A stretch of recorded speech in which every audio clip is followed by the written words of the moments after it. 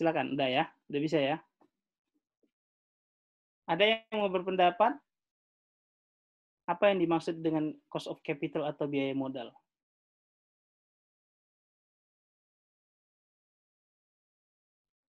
Mungkin? Farah? Kira-kira apa? Ya, Pak.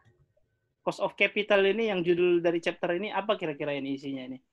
Cost of capital artinya apa kira-kira ya? Atau kalau di bahasa Indonesia kan biaya modal ya? Artinya apa kira-kira itu? Logik aja sih, nggak mesti ini kan. Dan benar salah itu kan biasa ya kalau belajar ya. Biaya real yang digunakan perusahaan. Oke. Kira-kira bentuknya cost of capital ini persentase atau nominal, angka?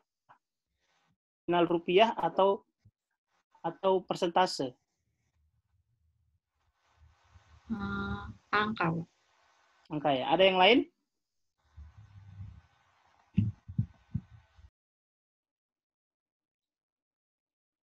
Kalau ke ini dulu deh, Mas siapa tadi? Syaikah tadi ya, yang dari Selangor ya. Mas Abdillah, gimana? Kira-kira cost of capital ini apa ini? Cost capital ini merupakan biaya yang digunakan oleh perusahaan dan itu mungkin dia secara persentase Pak, karena dia ya. Karena kan dia nanti bisa dalam bentuk ya saham mungkin Pak, dari penyertaan modal seperti itu. Oke, jadi persentasenya benar ya. Jadi cost of capital ini persentase. Ada lagi pendapat yang lain? Siapa yang mau berpendapat?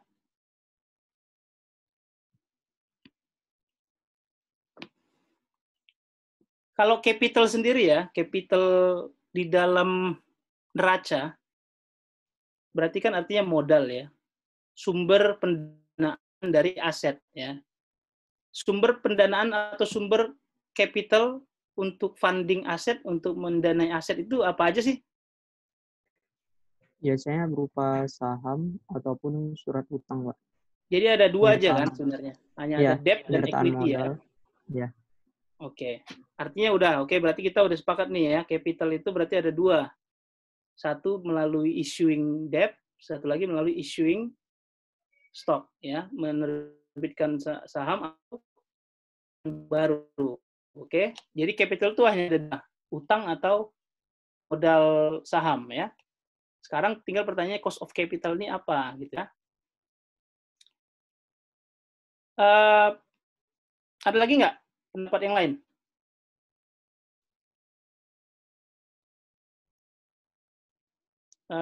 Kalau siapa ya? Juan? Ya Pak. Apa pendapat Juan apa? Cost of capital ini? Cost of capital ini, cost itu biaya, capital itu modal. Mungkin biaya yang dikeluarkan untuk memperoleh modal Pak. Pendanaan gitu. Biaya yang dikeluarkan untuk memperoleh pendanaan. Pendanaannya berupa debt dan equity tadi ya? Iya. Jadi gini ya, ingat nggak pelajaran chapter lalu yang kita ada project replacement ya, project expansion ya. Ketika ada future cash flow-nya yang year 0, year 1, 2, 3, 4, 5, year 1 sampai 5-nya kan kita discount kan, pakai discount rate kan. Yang K itu kan. Nah, K itulah sebenarnya cost of capital ya. Jadi tujuan chapter ini mencari K itu. K yang di chapter kemarin. Namanya di sini jadi WACC nanti. WACC di chapter ini itu sama dengan K. Jadi tujuan kita chapter ini supaya kita bisa menghitung sendiri angka rate K yang di chapter lalu. Jadi setiap project nanti bisa kita cari sendiri rate-nya, K-nya. Ya, makanya nanti untuk tugas individual itu harus setelah pelajaran ini baru bisa dikerjain. Setelah materi ini ya. Jadi ini ya. Sekarang saya balik ya. Berarti tadi pertama cost of capital itu tadi oke, kita udah sepakat cost itu biaya ya, biaya tapi dalam bentuk persentase. yang dimaksud ya, cost of capital, bukan dalam bentuk nominal. Biaya ketika kita menambah capital, baik itu dalam bentuk debt maupun dalam bentuk equity. Sekarang saya tanya, kita kemarin sudah belajar menghitung required rate of return untuk saham di chapter 9 ya, kalau nggak salah ya. 9 atau 10. Salah satu cara menghitung required rate of return atau expected return saham menggunakan CAPM kan kemarin. Ingat ya CAPM ya. Jadi risk free ditambah beta dalam kurung RM kurang RF ya. Untuk menghitung expected return. Expected return itu rate-nya itu adalah dari sisi investor. Oke. Ini tolong diperhatikan ya. Jadi expected return yang kita hitung di chapter 9 itu adalah rate dari sisi investor. Jadi rate yang diharapkan, return yang diharapkan oleh investor dalam bentuk persentase. Return yang sama, angka yang sama, misalnya 10% ya, hasil hitungan CAPM kita expected return-nya 10%. Return yang sama bagi perusahaan itu apa? Bagi perusahaan yang meng-issue stok. Bagi pemegang sahamnya itu return, bagi perusahaannya apa itu? Dividen. Apa? Johan tadi bilang apa? Mungkin itu dividen yang dikeluarkan perusahaan. Dividen, betul ya. Tapi itu sebagai apa tuh? Dividen itu dianggap sebagai apa? Kalau dari sisi investornya sebagai return, dari sisi perusahaan yang ngasih dividen itu sebagai apa? Biaya, Pak. Sebagai cost ya, benar, biaya. Jadi itu sebenarnya ini, cost of capital ini. Jadi nanti menghitung cost of capital ini, kita tinggal balik aja apa yang kita hitung sebagai investor, itu sebagai cost buat perusahaan. Ya, cost of capital ini semuanya dari sisi perusahaan. Misalnya lagi ya, saya misalnya beli bonds, ya, beli bonds, saya investor, YTM-nya misalnya 10%. Nah, 10% itu kan expected return dari bonds itu ya. Itu sama dengan cost dari perusahaan penerbit bonds ya. Jadi itu adalah dua sisi mata uang, cost of capital dengan required rate of return. Makanya rumusnya nanti sama semua. Cuma kita sekarang hitung dari sisi perusahaannya ya. Itu cost of capital ya. Dan nanti ketika kita combine cost of capital untuk debt dengan cost of capital untuk equity, untuk saham, itu namanya menjadi K. K yang kemarin kita hitung untuk project. Ya, jadi nanti setiap project kita pakai K itu, namanya di sini WACC ya. Oke, jadi firm's weighted average cost of capital. Nah, ini namanya ya. Jadi weighted average cost of capital, WACC ya. Nah, ini satu lagi ya. Coba saya tanya. Kita coba beralih ke Excel dulu ya.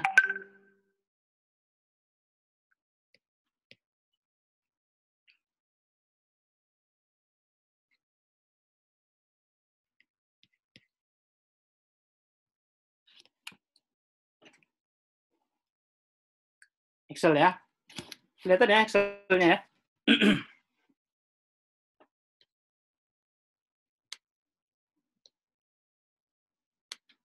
Kalau misalnya ada sebuah bonds ya, bonds, par value-nya 1000, kuponnya 7% ya misalnya, 7%, 7%. Kemudian YTM-nya 10%. Apalagi N-nya misalnya 5 tahun ya. Ini premium bond atau diskon bond? On bond, Pak. Diskon bond. Kenapa? Karena YTM-nya lebih tinggi dibandingkan bunga kuponnya. Oke. Jadi logikanya gimana sih logikanya? YTM ini apa sih sebenarnya?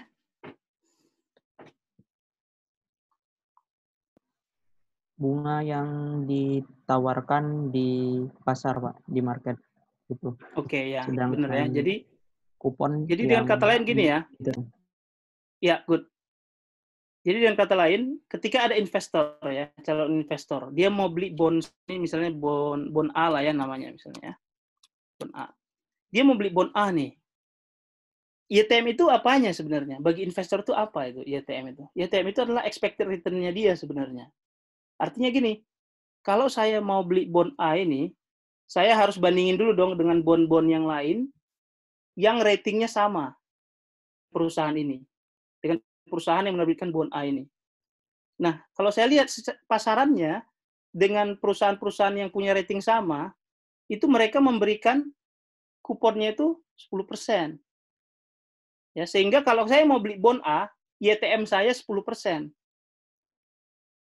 Ya, YTM itu adalah expected return yang diharapkan oleh investor kalau dia mau berinvestasi di bond A. Berdasarkan harga pasaran bond-bond yang punya rating yang sama. Ya. Nah, tapi ternyata bond A itu kuponnya cuma 7%. Karena kupon itu kan tertulis langsung di dalam bondnya. Dia nggak bisa berubah-berubah. Kupon itu nggak akan bisa berubah ya. Yang udah ditentukan dari awal. Ketika perusahaan mau issue bondnya, dia udah tentukan dari awal berapa kuponnya. Saya waktu mau beli bond A, udah punya ekspektasi nih. Expected return saya 10% karena pasarannya 10%. Tapi bond A-nya, perusahaan yang menerbitkan bond A-nya cuma bisa ngasih 7% kuponnya. Sehingga supaya saya mau beli, berarti harus saya beli dengan harga yang murah. Baru adil saya beli. Kalau enggak, ngapain saya beli, kan? Makanya dia jadi pasti price-nya ini lebih kecil dari 1.000, ya. Discount bond, itu tadi yang dibilang oleh Abdillah, ya. Pertanyaan saya adalah, expected return dari bond itu, sebuah bond, itu sebenarnya kuponnya atau YTM-nya?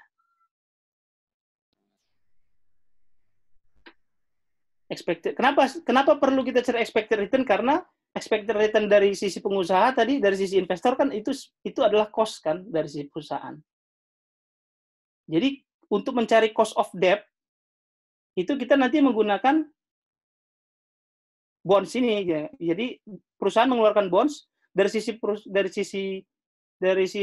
investor expected return-nya berapa, itu pasti jadi cost of debt untuk dari sisi perusahaan. Pertanyaannya adalah cost of debt, required rate of return atau expected return dari seorang investor yang mau beli bond, itu YTM-nya atau kuponnya?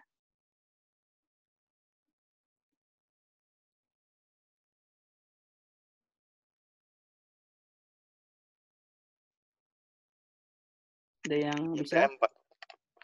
YTM, Ananda bilang YTM. Reza, Pak Ketu? YTM juga, Pak, menurut saya. YTM, oke. Benar ya, jadi YTM. Ini soalnya tadi di kelas sebelah ada sedikit ini mispersepsi gitu ya. Kalau ditanya berapa sih cash flow yang diberikan, benar kupon memang. Kupon itu real cash flow-nya. Ya, yang diberikan. Semacam realized cash flow lah ya, realized return-nya. Tapi kalau ditanya berapa expected return pemegang sahamnya, itu YTM. Karena YTM lah yang dia expect, maka harganya di awal dia beli turun harus. Ya, seandainya expected return-nya sama dengan kupon yang diberikan perusahaan, berarti dia akan beli bond ini 1.000. Persis di par value-nya. Biar fair. Tapi karena expected dia lebih tinggi 10% dibandingkan kupon yang real dikasih perusahaan, ya udah biar laku, biar dia mau beli, dia harus beli di bawah harga pasar. Tuh ya. Jadi expected return dari si investor untuk membeli bond itu YTM bukan kuponnya. Kupon itu adalah real cash flow-nya. Sehingga YTM ini juga bisa dipakai sebagai cost of debt nanti dari sisi perusahaan yang menerbitkan bonds-nya.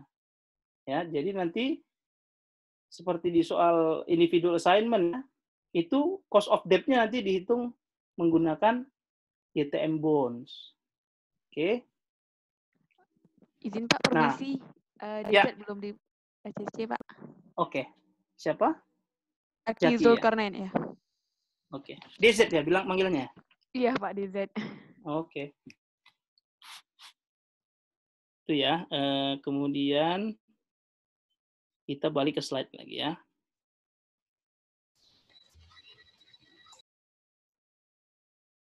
Nah,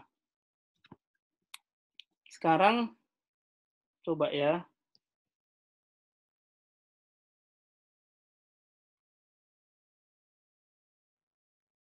Excel.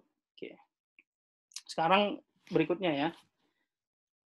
Ini ada sebuah perusahaan ya, PTA misalnya ya. Balance sheet-nya ya. Balance sheet-nya itu bentuknya seperti ini. Asetnya 1.500. Oh, gini aja deh. Total aset ya. Total asetnya 1.500. Ya, sementara di sebelah kanannya di account itu ya, di sebelah kanannya ada debt. Debt-nya 1.000 atau debt-nya 500. 500. Equity-nya 1.000 ya. Pertanyaan saya, berapa debt ratio? Ada yang masih ingat? 1:2. Berapa? 1:2 bukan? Siapa ini? John. Debt ratio apa rumusnya? Debt bagi equity atau debt bagi total aset? Debt bagi total aset, Pak. Debt bagi total aset ya. Jadi sepertiga ya tax ratio-nya. Berarti debt ratio-nya 33,33 berarti nanti ya. 33,33%. Oke. Kemudian berapa debt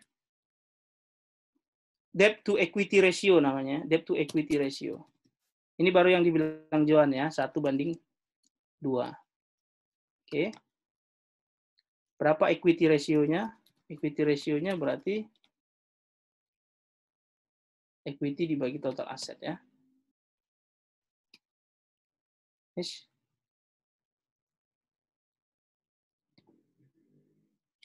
Oh, bagi B14 ini. Ya, 66,67% ya. Jadi yang kita pakai nanti adalah untuk menghitung WACC ini adalah proporsi dari, ini saya hide ya, debt to equity ratio. Proporsi debt-nya berapa, equity-nya berapa. Ya, jadi 1/3 debt, 2/3 equity ini nanti ya. Tinggal kita cari masing-masing debt dan equity ini berapa cost-nya gitu ya, nanti cara menghitung WACC ya. Jadi kita buat misalnya tabelnya ya. Ini debt, ini equity, ini weight-nya ya, weight-nya tadi yang udah kita hitung ini ya.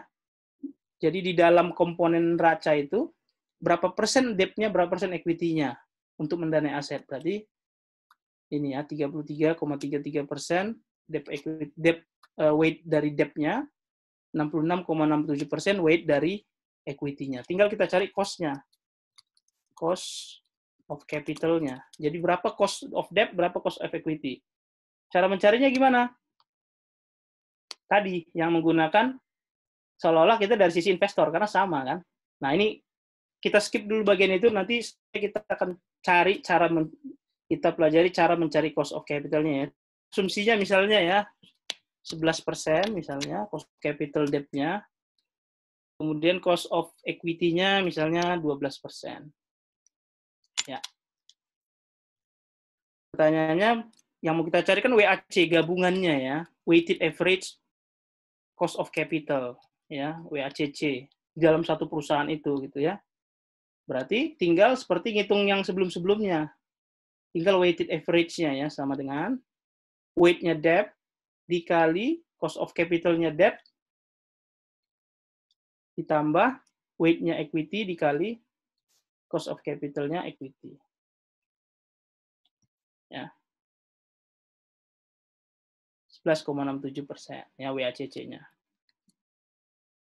Ini dengan asumsi apa? No tax. Kenapa? Sekarang kita baru masuk ke sini. Kenapa ini dengan asumsi no tax? Gampang hitungnya langsung seperti ini. Sekarang kita masuk ke PowerPoint ini ya. Ke rumus ini. Ya, jadi after tax cost of debt.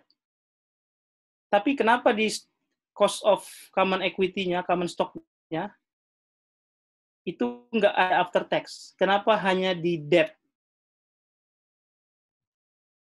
Jadi rumusnya nanti seperti ini ya, ini.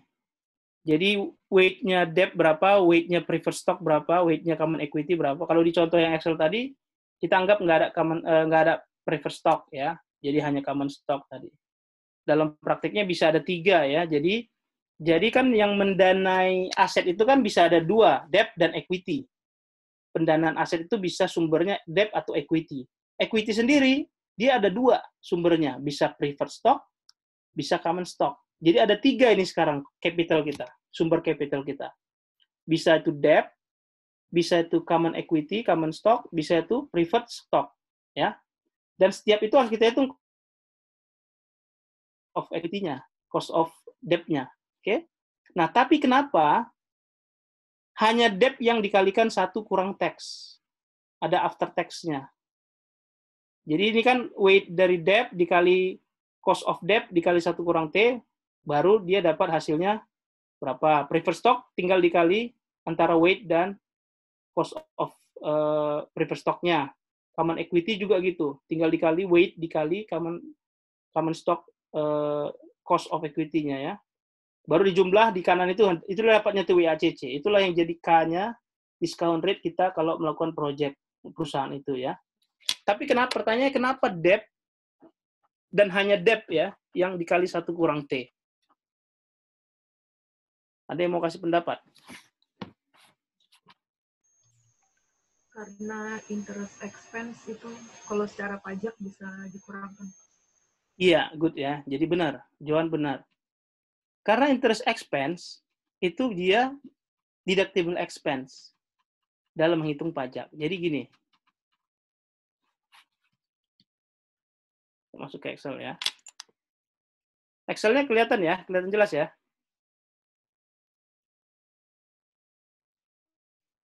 Kelihatan, Pak. Kelihatan. Kelihatan ya. Sekarang kita ke sebelah aja coba ya.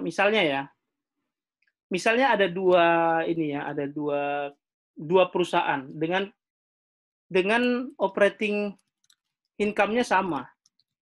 Operating income-nya sama ya. Operating income-nya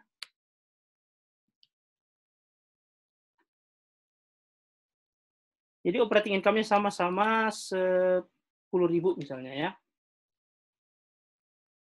Yang satu lagi juga 10.000. Bedanya adalah perusahaan ini adalah perusahaan yang tidak punya utang. Artinya, komposisi neracanya hanya semuanya dari saham. Dia nggak punya utang sama sekali. Nggak berutang. Satu lagi, dia punya utang. Punya debt ya. Nah, yang tidak punya utang berarti interest expense-nya 0 ya. Karena tidak ada interest dari utang yang diambilnya, karena nggak ada utangnya ya. Sedangkan yang punya utang misalnya, dia punya interest expense-nya 2.000 misalnya ya. Atau kebesaran ya, 200 deh ya. 1.000 lah, 1.000. Oke. Berarti earning before tax-nya yang ini sama dengan 1.000 dikurang 0. Yang sebelahnya 9.000. Ya kan?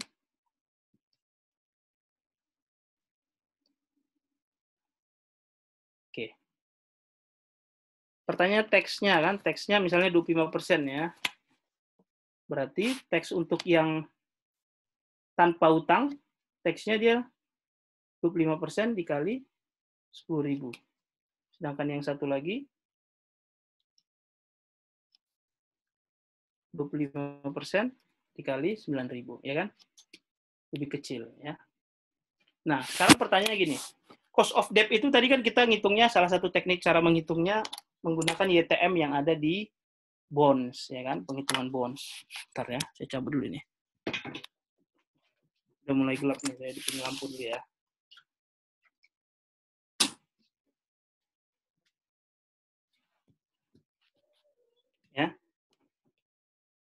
Itu cara menghitung rate-nya. Tapi sebenarnya kalau kita berutang itu cost-nya apa sih sebenarnya?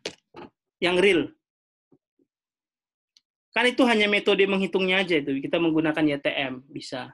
Tapi kalau kita berhutang sebenarnya cost dari berhutang itu apa sih? Dampak pembayaran harus kita lakukan ketika kita berhutang. Bunganya? Bunga, interest ya. Dan ini bedanya kan yang ada yang antara yang punya utang dan tidak punya utang. Bunganya. Pertanyaan sekarang gini, andaikan angka yang 1.000 ini, ya interest expense yang 1.000 ini secara nominal itu sama dengan yang tadi kita hitung 11% tadi mana? Cost dari debt yang 11%. Cuman yang kalau ini dalam persentase, kalau secara nominal dia 1.000 misalnya. Ya, karena 11% ini kan berarti dari pokok utangnya kan. Ya kan? Dari pokok utangnya 11% kan. Misalnya berarti pokok utangnya berapa itu? Jadi interest expense secara nominal 1.000. Oke? Pertanyaan berikutnya adalah benar nggak beban atau cost dari berutang itu benar-benar 1.000? Benar-benar sebesar interest expense-nya. Kenapa harus dikali 1 kurang T? Karena seperti yang Juan bilang tadi, ternyata walaupun cost of debt-nya awalnya memang 1.000 atau sebesar 11% kalau dalam persentase, tapi dengan membayar interest expense ada apa? Ada tax saving ya. Sebesar berapa? Sebesar 250. Ya. Meskipun dia cost awalnya sebenarnya 1.000 secara nominal dan 11% secara persentase, tapi dia memberikan tax saving dibandingkan kalau dia nggak punya utang sama sekali. Ya, jadi turun dia, bukan lagi 1.000. Jadi interest expense netnya ya dalam tanda kutip netnya itu seolah-olah bukan 1.000 lagi, tapi berapa? 1.000 dikurang tax savingnya. Jadi seolah-olah interest expense-nya, cost dari pinjaman itu sebenarnya 750.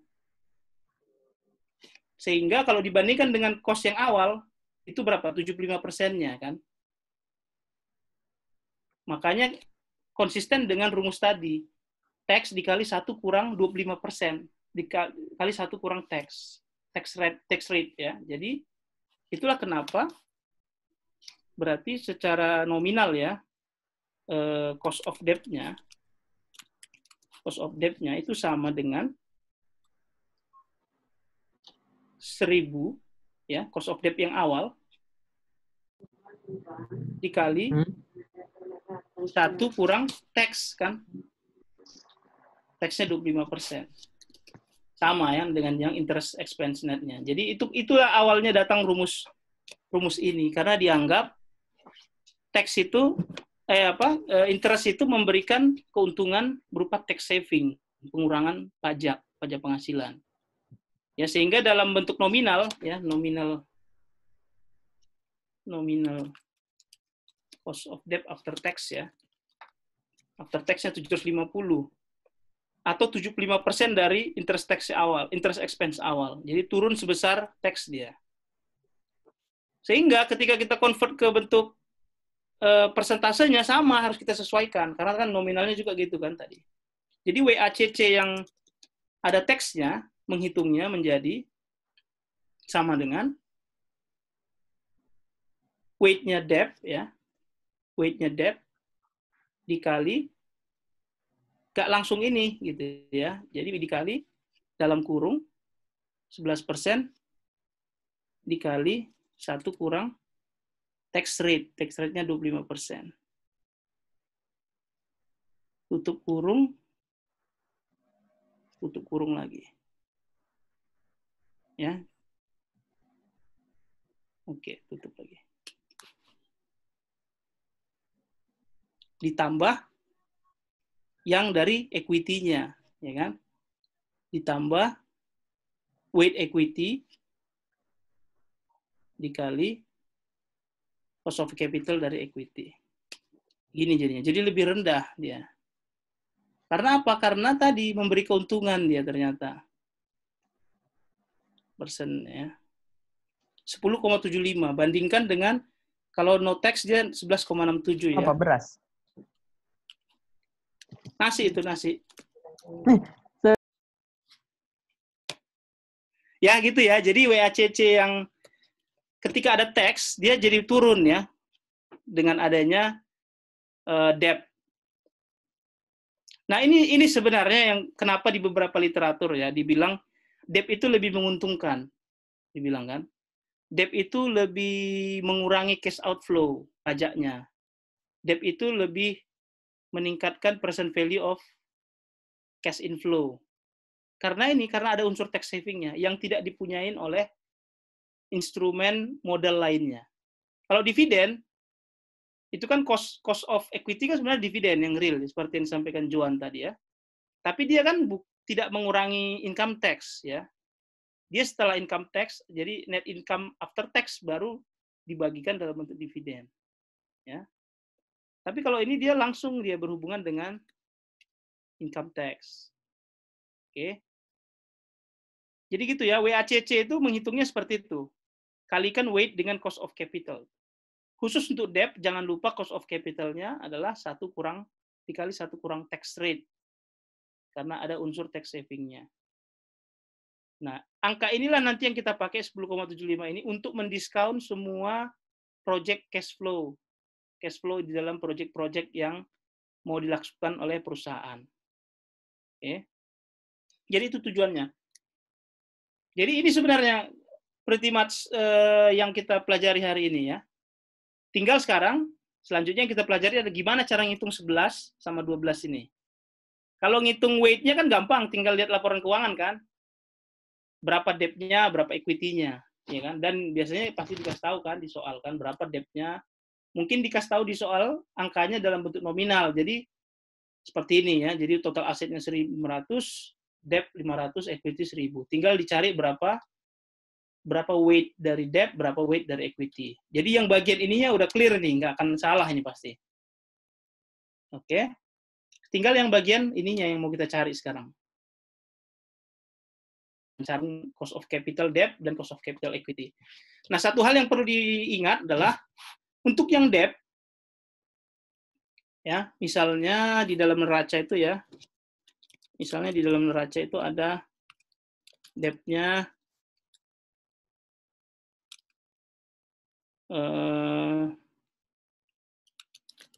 interest bearing debt istilahnya ya. Interest bearing debt-nya 200. Kemudian account payable-nya 50 ya. Sehingga total debt-nya, total kewajibannya 250. Ini interest bearing ini udah termasuk yang long maupun short ya. Short term.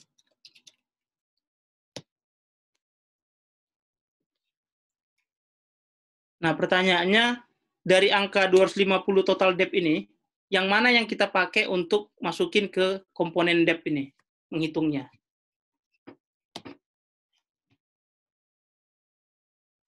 Ingat ya, untuk menghitung weight dari debt ini ya, 33%, 66% ya, angka ini tadi, itu yang kita pakai hanya debt yang ada bunganya, yang ada cost-nya.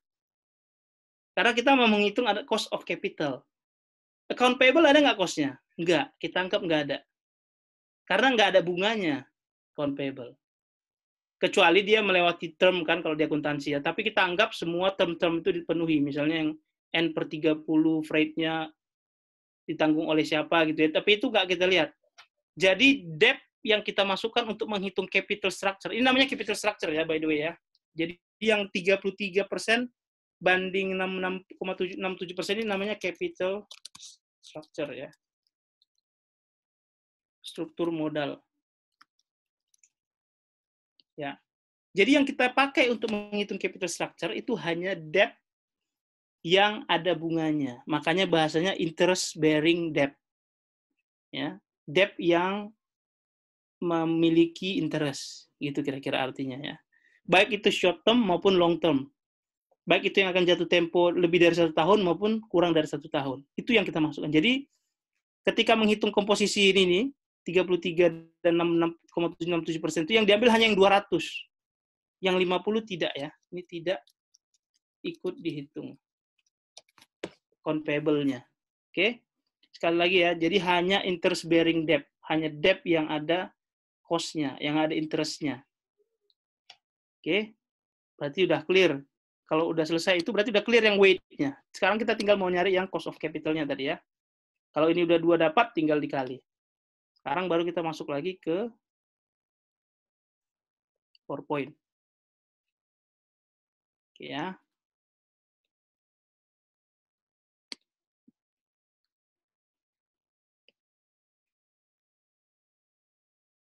Ya, ini pertama kita tentukan capital structure. Jadi step-nya ya, 3 step-nya ya.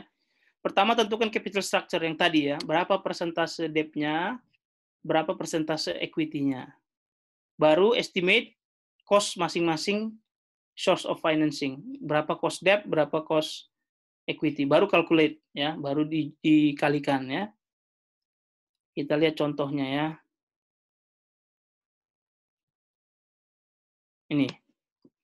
Ini dari checkpoint 14.1 ya, jadi dari buku. Jadi mulai beberapa bab terakhir ini harus bacanya textbook dan ini ya, textbook dan PPT ya. Harus dua-duanya dilihat karena dia berhubungan. Kita lihat di checkpoint 14.1 buku.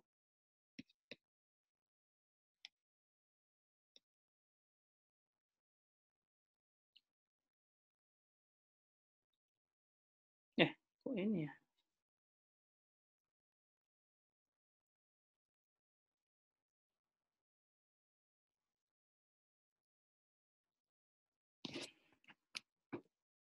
Checkpoint.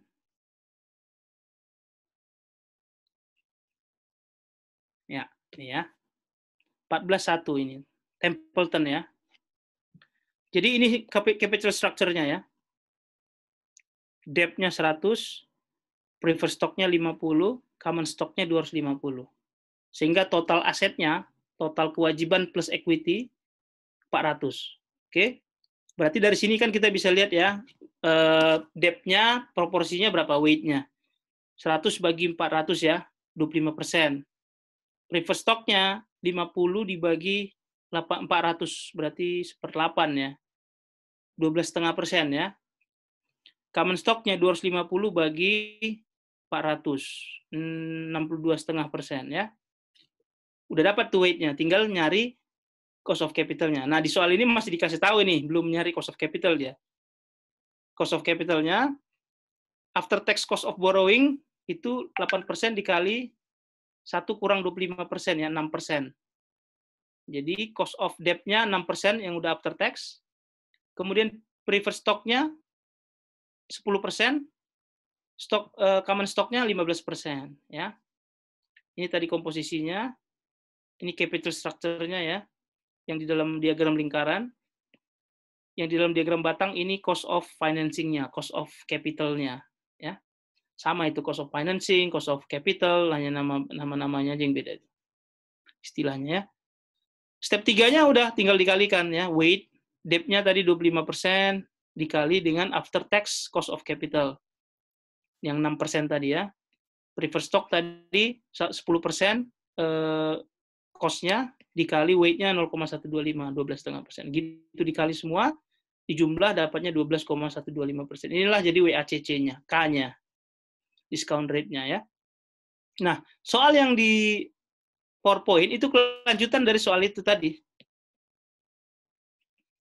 Ya, jadi di soal ini, di soal 14.1 ini, dia bilang Templeton mengubah capital structure-nya. Yang tadinya ada preferred stock, dia bilang di sini retiring ya, purchasing back, dia buy back semua preferred stock-nya. Sehingga hilang itu preferred stock, digantikan dengan dia nambah utang. Utangnya dia push sampai 37,5%. Sehingga komposisinya sekarang 37,5% debt, 62,5% common stock. Preferred stock-nya udah hilang. Ya. Berubah jadinya ya. Ini komposisi yang baru ini jadinya. Common stock-nya jadi 62,5, 3,7,5 debt ya. Pertanyaannya, berapa WACC-nya setelah perubahan itu? Jadi seperti ini ya. Jadi debt-nya, weight-nya jadi 37,5, cost-nya tadi 6%, dikalikan, common stock-nya 62,5%, cost-nya 15% dikalikan. Preferred stock-nya udah 0 ya. Menjadi 11,625. Jadi lebih kecil kan ya daripada tadi ketika ada preferred stock-nya. Tadi 12,125 kalau nggak salah yang di buku tadi. Jadi ini kelanjutan ya dari soal yang di buku. Artinya apa? Artinya salah satu yang mempengaruhi WACC adalah capital structure, komponen source of financing of asset, ya, komponen debt dan equity di dalam neraca. Itu yang mempengaruhi WACC. Sementara WACC tadi kita pakai untuk mendiskon sebuah project kan. Berarti dengan kata lain apa? Ketika kita menilai project, maka yang mempengaruhi adalah komponen capital structure dari perusahaan kita. Ya, ketika kita ingin menilai suatu project, apakah kita go ahead dengan project ini atau tidak? Karena nanti yang kita pakai untuk mendiskon cash flow-nya adalah WACC, berarti setiap project yang mau kita ambil itu bergantung pada komponen capital structure di dalam neraca. Kenapa? Karena capital structure di dalam neraca itu menunjukkan tingkat risiko juga ya.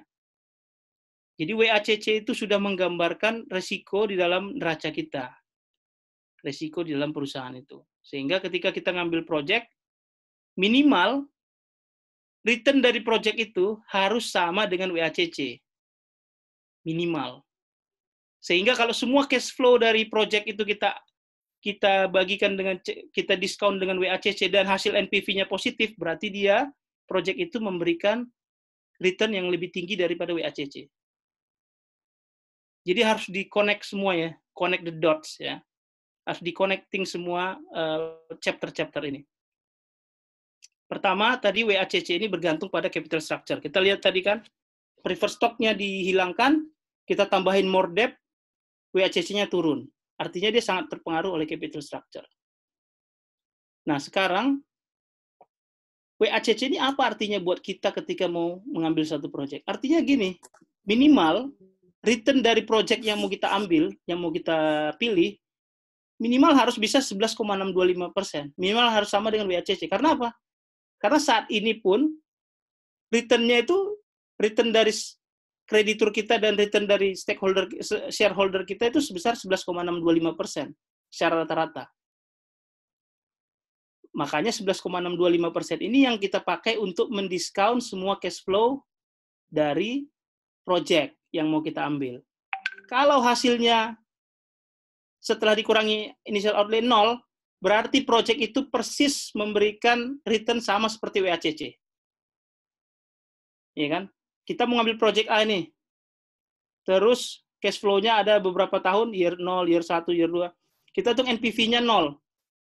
Berarti apa artinya? Artinya cash flow itu memberikan return sama seperti WACC. Artinya apa lagi? Artinya IRR project itu sama dengan WACC kita.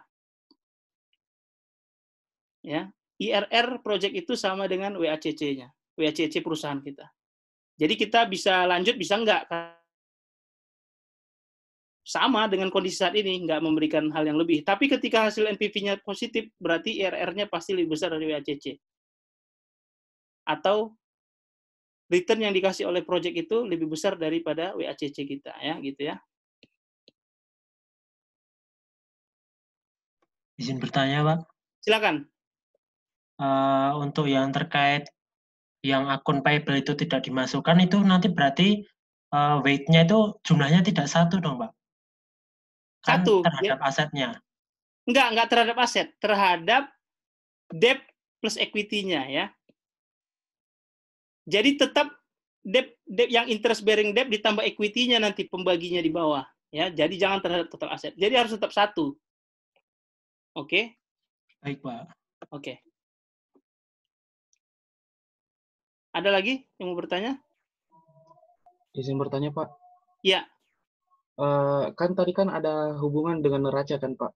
Yang Iya, stok-stok ini, yang saham. Betul. Nah, itu kan kalau tidak salah di laporan laporan neraca itu dia ada premium share premium ordinary dengan share premium preference. Nah, untuk common stock ini dia hanya menghitung yang namanya itu, yang satunya share premium sama share, pokoknya hanya common aja. share, Kalau common stock dia hanya melihat yang common aja, yang preferred dia hanya share capital aja ya, Pak? Oh enggak. Share capital ordinary. Oh Atau enggak, dengan semua premiumnya juga? sama PIC-nya juga, ya semua. Oh, semua. Tapi hanya yang PIC yang dari hanya paid in capital atau premium tadi yang dari common-nya. Hanya yang dari common stock, yang dihitung untuk common stock. Jadi harus dipisah. Ya, jadi gini, misalnya ada equity ya, equity 1.000. Di bawahnya ada share capital untuk common stock 500, preferred stock-nya 200 misalnya. Terus ada tambahan premiumnya atau PIC-nya 300. Maka yang kita ambil untuk common stock weight-nya itu hanya yang share capital common stock dan PIC common stock, premiumnya common stock. Harus dipisah ya dengan yang preferred stock. Oh iya, Pak. Harus dipisah. Terus yang untuk preferred stock ini berarti dia tetap dimasukin semua ya, Pak? Tetap dimasukin semua. Tetap dimasukin. Berarti preferred stock sama PIC preferred stock juga masuk? Betul. Ya, semuanya masuk. Semuanya masuk ya. Karena apa? Karena ini kayaknya ada di sini ya. Jadi yang kita hitung itu ya sebenarnya bukan nilai bukunya, tapi nilai pasarnya. Paling bagus itu kita hitung itu nilai pasarnya. Di mana ya? Ada tulisannya juga di sini ya. Nanti coba ya sambil jalan kita lihat ya. Jadi yang kita lihat itu sebenarnya nilai pasarnya. Makanya PIC-nya itu kita hitung. Kalau share capital doang kan itu nilai historicalnya kan. Itu ketika dia pertama kali issued. Ketika ada penambahan, ketika ada penyesuaian harga, kan dia masuk ke PIC. Masuk ke return earning dari net income gitu ya. Jadi itu semua dihitung yang komponen equity itu, termasuk return earning yang dari common stock. Yang untuk attributable kan kalau di bahasa yang kalau kalian lihat kemarin laporan keuangan Sinarmas dan Sampurna kemarin, ada bahasanya gini, net income after tax attributable to shareholders kan gitu kan bahasanya. Ya, dalam prakteknya sebenarnya bahkan minority interest itu nggak dipakai. Ya, justru yang dikurangin itu minority interest-nya. Ya, tapi kalau untuk pelajaran ini kayaknya nggak dulu ya. Mungkin nanti untuk yang manajemen keuangan 2 ya. Kita kurangi minority interest. Tapi kalau kalian mengerjakan misalnya somehow ada soal yang ada minority interest-nya tapi itu dikurangin ya dari debt dari equity. Baik itu common equity maupun itu preferred stock. Enggak, itu biasanya common equity ya, common stock biasanya itu yang ada minority interest-nya. Ya, jadi untuk debt yang diperhatikan adalah interest bearing debt tadi, account payable jangan masuk. Untuk equity yang diperhatikan adalah non-MI, non-minority interest. Kecuali nggak disebutkan di dalam soal, berarti semuanya dianggap equity. Ya. Terus kalau ada pemisahan antara common stock dan preferred stock berarti dibedakan juga. Baik itu share capital-nya maupun PIC-nya, PIC-nya, premiumnya. Oke.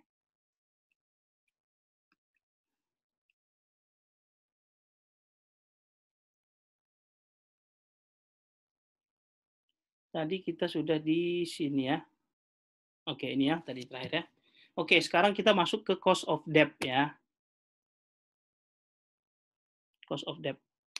Ya, ini tadi salah satu cara ngitungnya adalah dengan cara melihat YTM ya. Jadi kalau soalnya seperti ini ya, par value-nya 1.000, kuponnya 5%, N-nya 10 tahun, maturity-nya 10 tahun, price-nya 900. Ada yang bisa nebak kira-kira YTM-nya ini lebih besar atau lebih kecil dari 5% YTM-nya?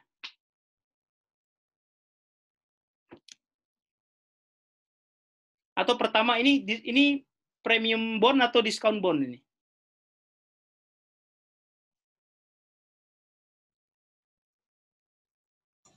Diskon bond ya. Kemudian YTM-nya lebih besar atau lebih kecil dari kuponnya? Kuponnya 5% nih. YTM-nya itu lebih besar atau lebih kecil dari 5%? Lebih besar. Lebih besar. Kenapa?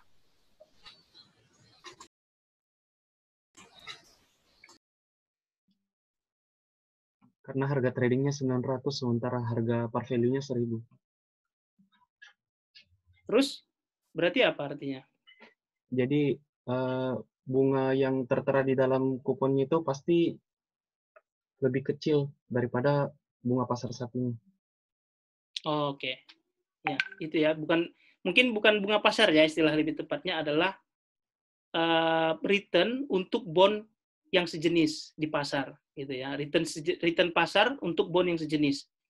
Artinya apa YTM itu? Expected return dari investor tadi, yang tadi kita bahas di awal ya. Artinya gini, kalau saya melihat misalnya ada ada bond saat ini dipasarkan di pasar saham, karena di pasar saham kita juga tetap jualan bond juga. Harganya 900, padahal par value-nya 1000. Kuponnya dia kasih 5%. Berarti saya udah bisa nebak. Berarti investor itu berharap sebenarnya di atas 5% pasarannya. Kenapa? Ya, karena dia berharap di atas 5%, maka supaya bond ini terjual harus dijual lebih murah daripada parnya. Gitu aja kan logikanya. Makanya dia harganya jadi jatuh 900 ya. Karena expected return dari investor ketika mau beli bond ini dengan ratingnya, dengan melihat perusahaannya, itu berarti YTM-nya atau expected return-nya di atas 5%. Itu yang kita hitung di sini, 6,38% ya hasil hitungannya. Jadi di atas 5%. Nah, kemudian karena kita sekarang menghitung cost of debt, dan ada unsur tax saving tadi dari debt itu, kita kurangi tax rate-nya. Tax rate-nya 30%, sehingga cost of debt-nya menjadi 6,38% dikali 1 kurang 30%. 4,47%. Ya, dapat. Inilah dia cost of debt yang kita pakai nanti dikalikan dengan weight-nya. Weight dari debt tadi ya. Selesai yang cost of debt. Ini hanya guide untuk bond ratings. Udah pernah kita pelajari sebelumnya ini. Sekarang masuk ke preferred stock. Jadi tadi awal kita sudah belajar capital structure, ngitung weight-nya. Ya, saya recap lagi ya. Kita tadi pertama ngitung weight-nya, W-nya. Capital structure namanya. Berapa persen debt, berapa persen equity. Yang perlu diperhatikan ketika menghitung capital structure, ketika kita buka neraca perusahaan, tidak semua debt itu adalah ada cost-nya. Sebagian debt tidak ada cost-nya, account payable contohnya. Sehingga yang kita ambil untuk debt hanya interest bearing debt. Untuk equity, kita pisah. Yang preferred sendiri, yang common sendiri. Baik itu share capital maupun PIC-nya. Bahkan yang common stock termasuk return earning. Ya. Yang perlu diperhatikan adalah minority interest-nya. Kita keluarin. Kalau ada MI-nya.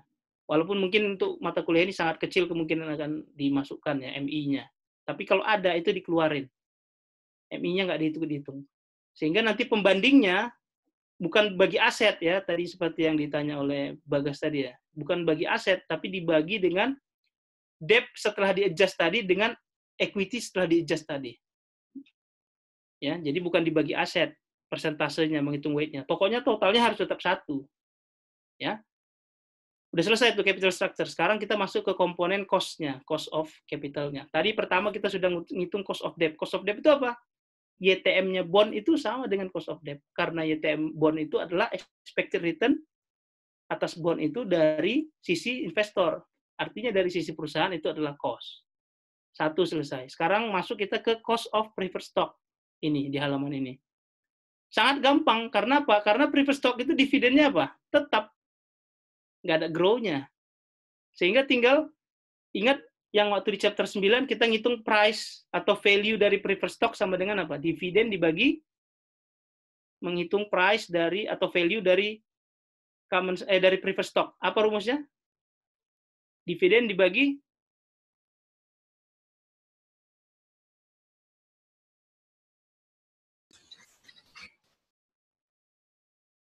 dividen dibagi R.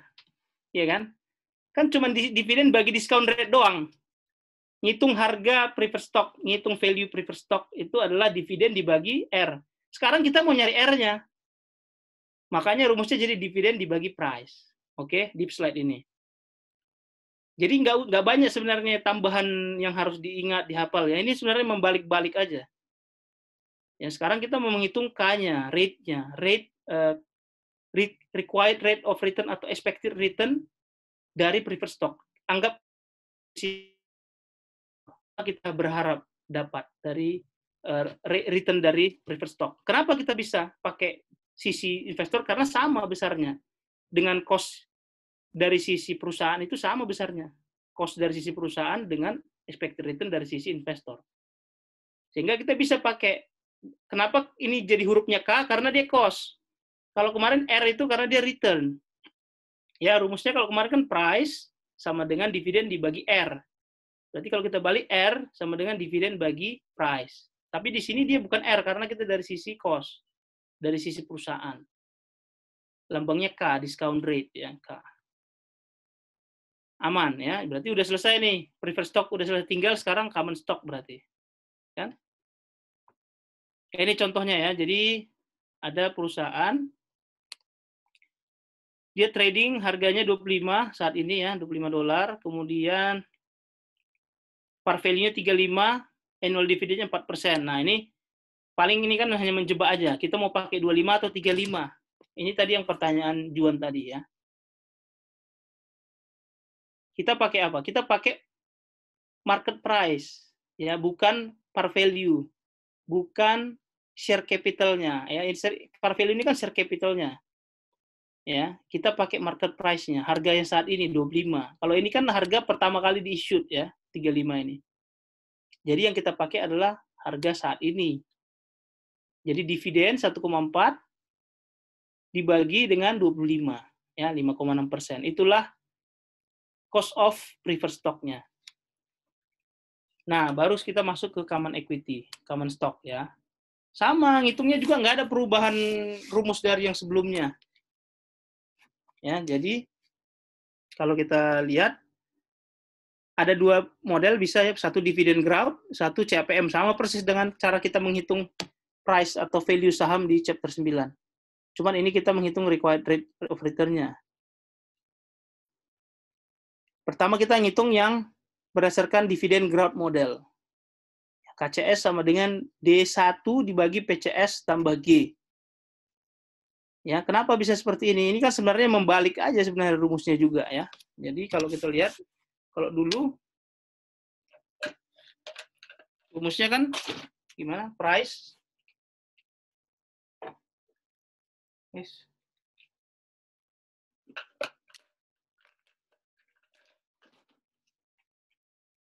Price ya. Atau value ya, value dari saham itu ya. Sama dengan apa? D1 dibagi R kurang G kan? Masih kan nggak? Kalau ada growth-nya. Ya, Pak. Ya kan? D1 bagi R kurang G kan kalau ada growth-nya kan? Sekarang kita mau nyari R-nya ini kan? Berarti kalau kita ubah R kurang G sama dengan D1 bagi price. R sama dengan D1 bagi price tambah G. Kan jadi sama aja, rumusnya itu aja. Cuman sekarang kita sebutnya K, bukan G, karena bukan R. Karena dari sisi cost.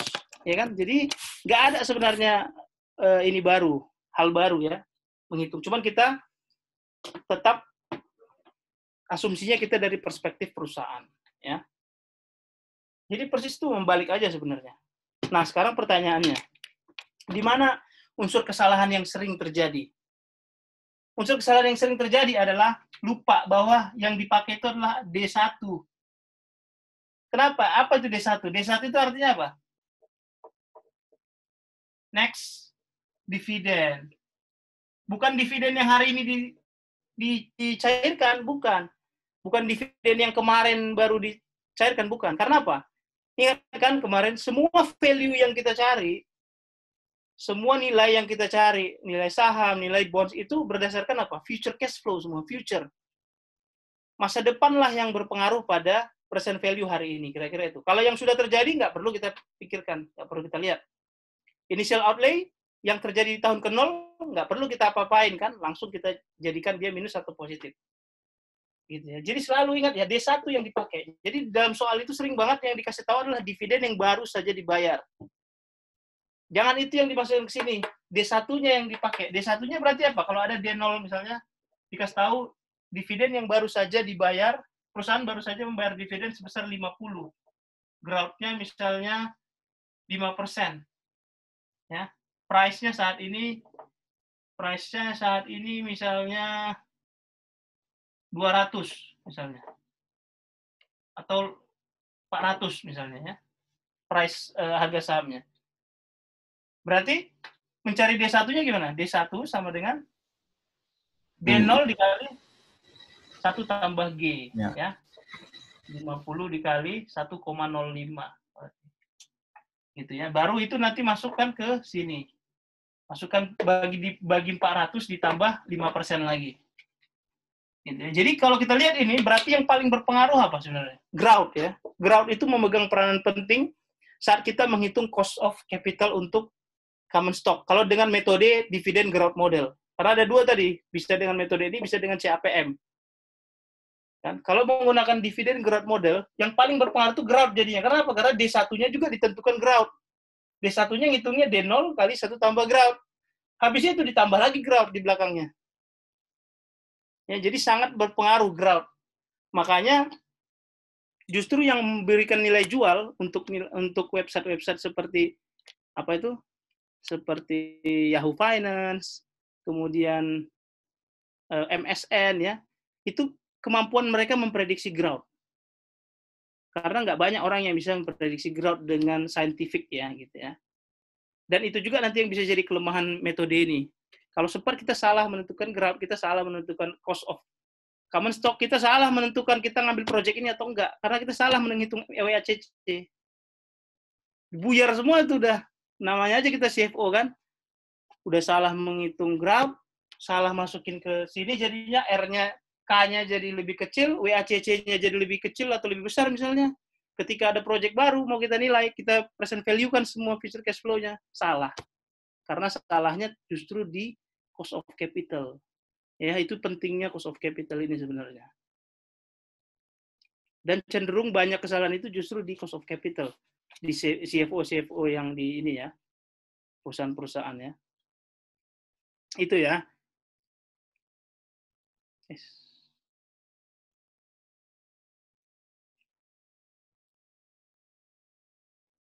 Ya, itu ya rumus ini. Dan rumus ini juga menunjukkan bahwa benar ya, bahwa return dari pemegang saham itu adalah ada dua. Satu dividennya, dividen bagi price. Satu lagi growth-nya, capital gain.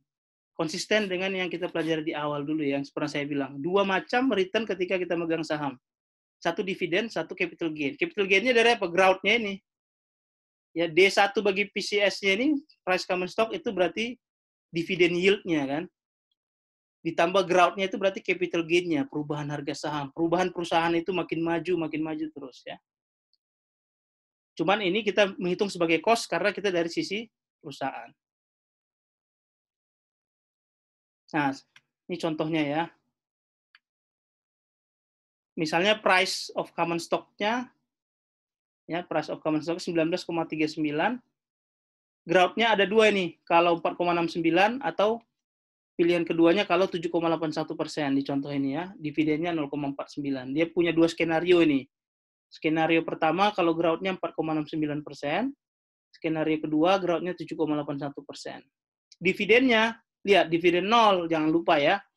Berarti yang kita pedulikan adalah D1-nya 0,49 dikali dengan 4,69% untuk skenario 1 dikali dikali 1 tambah 4,69% untuk skenario 1. Untuk skenario 2 berarti D1-nya 0,49 dikali 1 tambah 7,81%. Ya.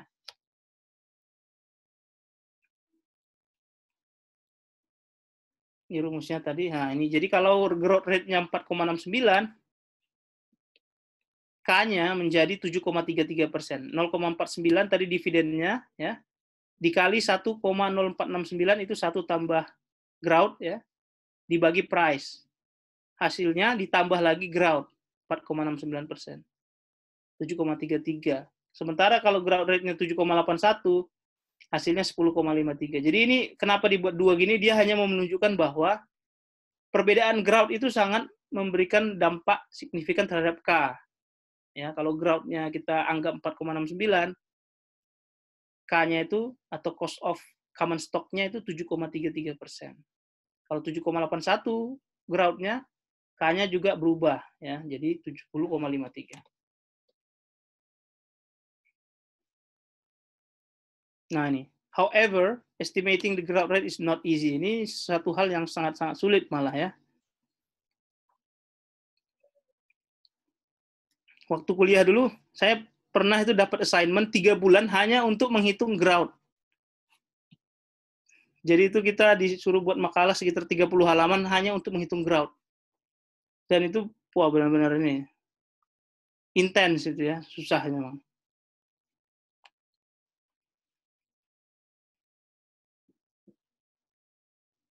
Nah, salah satu cara yang paling gampang apa kalau mencari grout? Seandainya saya iseng nih. Karena saya memang agak kepikiran nih membuat di soal usulan untuk Pak Dosko untuk soal ujian UAS.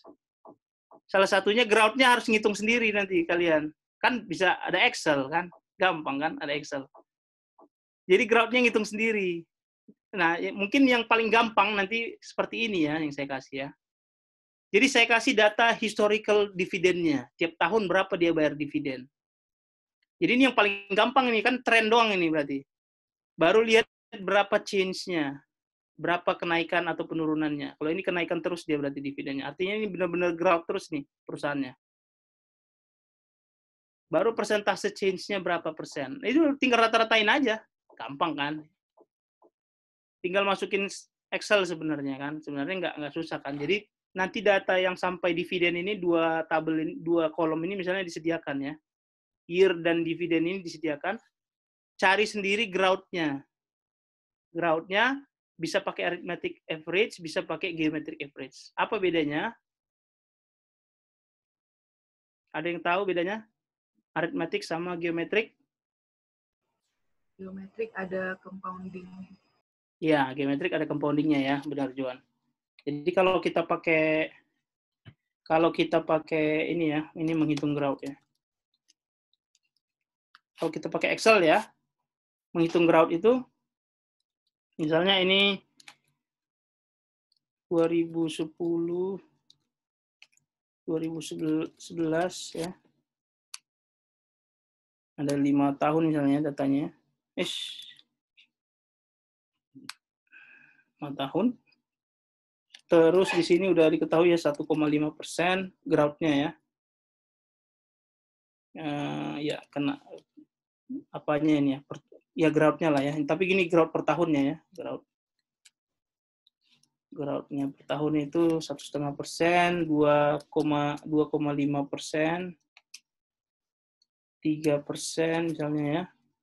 Kemudian turun 1,75%. 2,15% misalnya ya, seperti ini misalnya. Maka kalau dia aritmetik, tinggal average ya, tinggal average doang. Atau ini tambah ini, tambah ini, tambah ini, tambah ini bagi 5 sama, ya kan? Itu aritmetik ya. Jadi yang selama ini rata-rata yang kita pelajari itu aritmetik ya. Kalau yang geometrik, geomin ya, geometrik tinggal pakai rumus geomin. Ada rumusnya ya, geomin tinggal di blok semuanya nih. Ya. Jadi bedanya memang nggak terlalu banyak ya. Tapi saya lebih cenderung pakai geometric mean ya kalau untuk menghitung grout karena ada unsur compoundingnya. Karena grout, kenapa saya lebih pilih yang ada unsur compoundingnya? Karena grout 2011 itu pasti ada hubungannya dengan grout 2010. Grout 2011 itu sedikit banyaknya didorong oleh adanya grout 2010. Ini nggak jalan masing-masing gitu loh. Jadi grout 2011 ini tidak lepas dari peranan adanya grout di 2010. Grout 2012 juga gitu. Itulah kenapa digunakan geomin. Lebih banyak orang menggunakan geomin yang ada compounding. Compounding itu kan artinya dia berhubungan. Setiap return di tiap tahun itu berhubungan. Kalau kita pakai aritmetik, ini seolah-olah tahun ini kejadian sendiri, tahun 2011 kejadian sendiri gitu ya, nggak ada hubungannya sama sekali secara statistik. Itu baru kita lebih cocok pakai aritmetik ya. Tapi either way sebenarnya nggak masalah ya kalau di ujian. Cuman saya lebih prefer aja pakai geometric mean ya.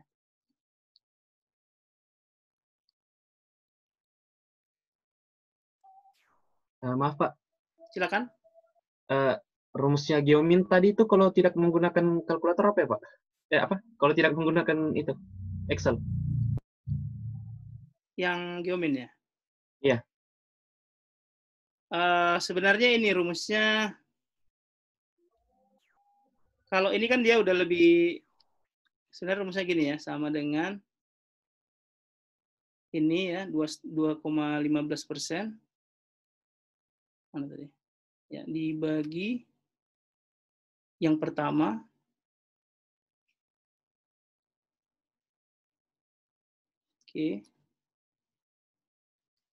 dipangkat berapa nih? 1, 2, 3, 4 ya.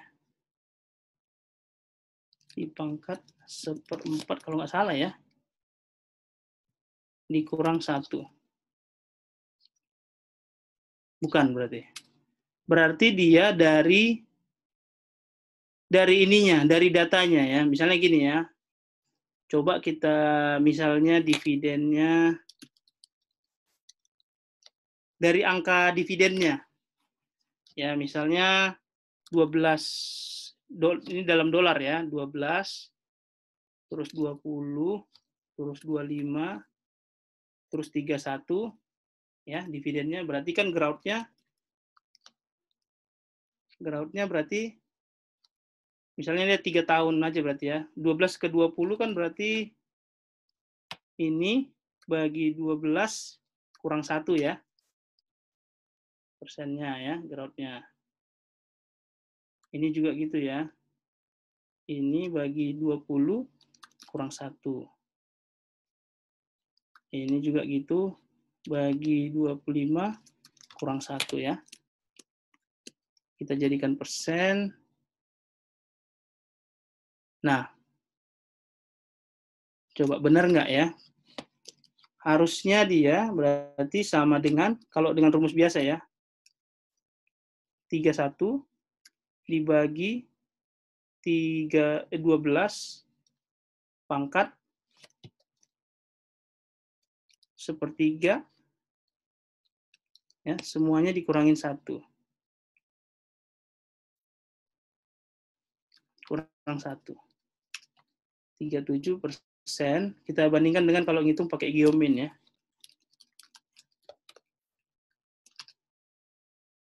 Slightly ya, different-nya. Tapi kalau misalnya cara ininya kayak gitu ya, kalau nggak pakai Excel ya, walaupun berbeda memang. Kelebihannya menggunakan nggak pakai rumus geomin apa? Kalau misalnya ada yang turun groundnya. Jadi gini ya, kalau groundnya misalnya kita ganti ya. Groundnya misalnya angkanya, atau saya copy aja deh ya. Kalau ada yang negatif, dia nggak bisa pakai rumus geomin di Excel. Jadi jadi ada plus minusnya ya, menggunakan rumus yang manual seperti ini, dengan menggunakan rumus geomin. Kalau dividennya ada yang turun, misalnya dia turun sekali jadi 10, kemudian dia naik jadi 15, terus turun lagi jadi 13, atau 13, terus naik lagi jadi 20 misalnya ya. Fluktuatif dividennya ya. Artinya kan groundnya sama dengan ini bagi 12 kurang 1 sampai ke bawah ya. Jadi ada positif, ada negatif ya groundnya. Ini kalau pakai rumus geomin nggak bisa. Karena geomin itu dia harus positif integer ya. Itu kelemahannya. Makanya orang muncul rumus yang tadi. Kalau seperti ini, maka menghitungnya adalah sama dengan dividen terakhir ya, dibagi dividen awal, sama seperti yang awal tadi yang saya tunjukkan ya. Jadi memang nggak bisa selalu sama ya, rumus yang manual dengan yang Excel. Untuk yang ini, karena proses compounding itu hanya bisa di komputer, secara komputer di Excel ya. Tapi dia nggak bisa compounding yang negatif. kekurangannya Excel. Kalau dengan rumus ini, kita bisa, jadi pangkat, berarti ada 4 kali nih kan, 1, 2, 3, 4 kan, pangkat 1/4, jadi akar pangkat 4 dia. Baru dikurang 1.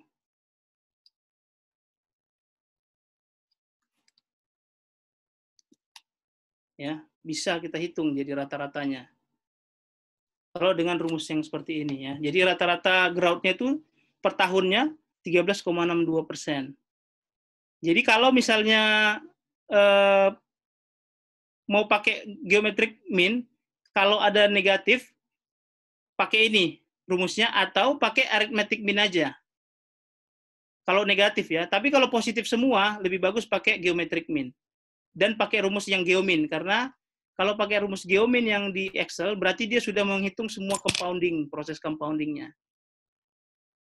Ya. Jadi gini, kalau geometrik itu sebenarnya gini apanya?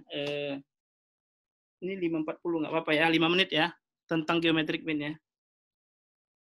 Filosofinya ya, geometric mean itu seperti ini sebenarnya dia.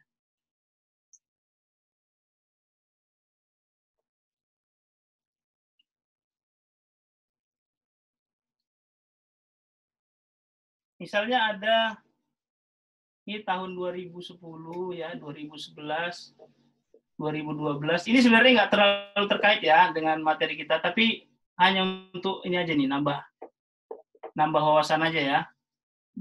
Ini year ya. Kekecilan ya? Kelihatan nggak? Kelihatan, Pak. Kelihatan, Kelihatan ya? Pak, kelihatan. Ya, misalnya ini dividennya ya. Ini misalnya kita pakai angka yang tadi aja misalnya ya. 12, 20, 25, 31 misalnya ya.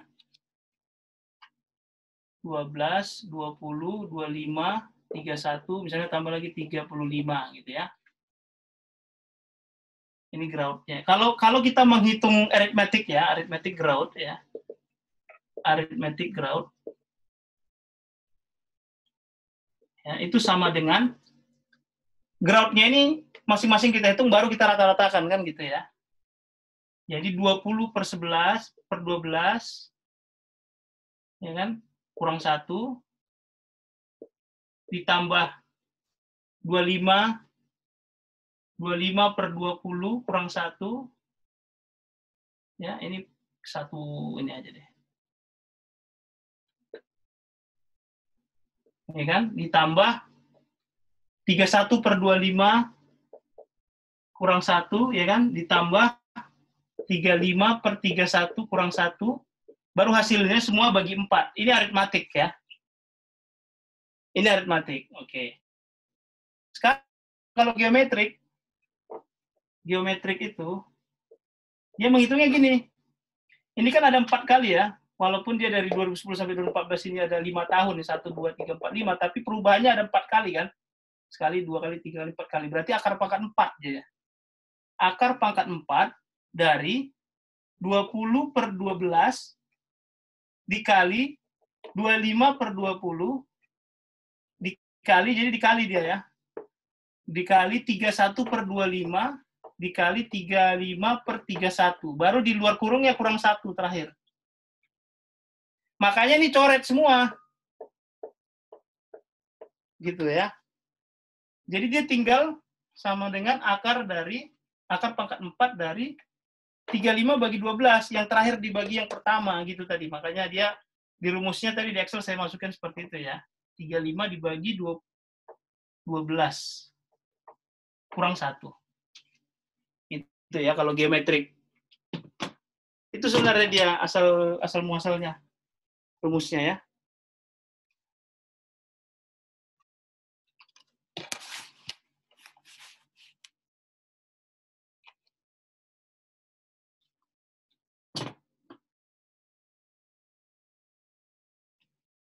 Jadi kalau misalnya di soal misalnya memang keluar ya, karena saya rencana mau masukin ya. Cuman saya masukin yang nggak usah yang ada negatifnya lah ya, biar bisa dihitung di Excel.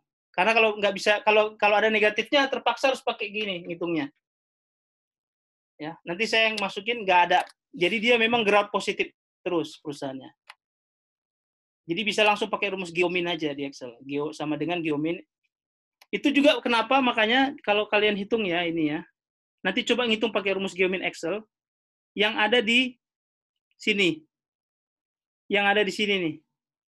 3,1%, 1,8%, 4,2%, 2,9%. Pasti hasilnya nggak 2,99. Karena Excel lebih akurat menghitungnya. Ini kemungkinan dia menghitung kalkulator ini. Coba ya, tolong dibacakan ya nanti angkanya ya. 3,1 sampai 2,9-nya. Coba kita hitung di Excel ya. Kemungkinan akan lebih akurat Excel dan berbeda dia jadinya ya. Berapa? 3,1. Terus berapa? Yang di PowerPoint? 1,8. 1,8%. Terus? 4,2. 4,2%. 2,9. 2,9% ya. Padahal ini positif semua kan? Growth-nya. Harusnya bisa pakai rumus geomin, tapi pasti nggak 2,99. Ya, itu menunjukkan bahwa yang di buku kita pun itu di PowerPoint atau di buku itu dia nggak menghitung pakai Excel memang. Dia menghitung dengan rumus yang di papan atau dia menghitung dengan kalkulator ya. 2,87% ya. Jadi beda memang. Jadi bukan 2,99 ya. Tapi dalam hal ini memang Excel yang benar itu sebenarnya. Excel yang lebih akurat menghitungnya ya.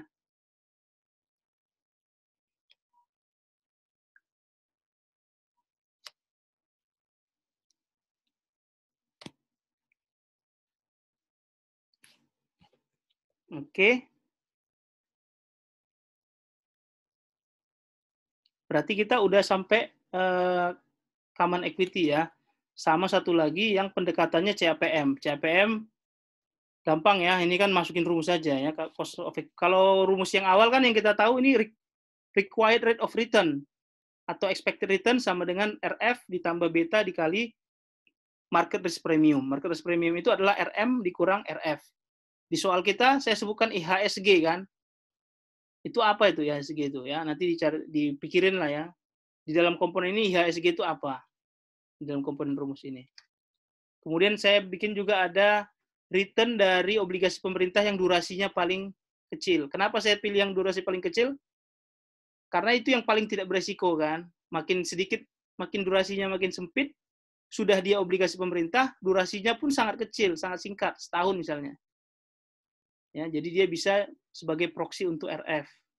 Karena obligasi pemerintah yang 30 tahun sebenarnya nggak benar-benar RF lagi kan kalau 30 tahun. Karena kita nggak tahu kondisi negaranya mengalami apa dalam 30 tahun. Krisis moneter atau apa ya kan. Kalau di dulu kan saya bilang obligasi pemerintah itu bisa dianggap sebagai risk-free return.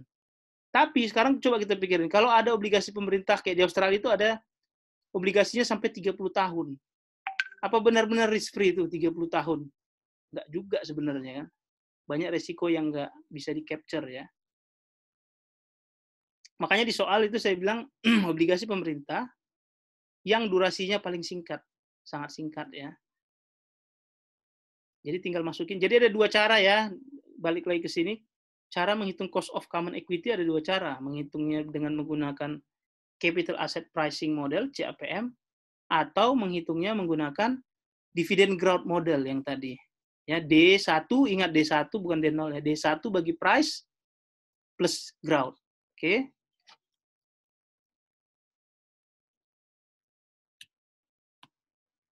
Ya, ini contoh penghitungannya ya.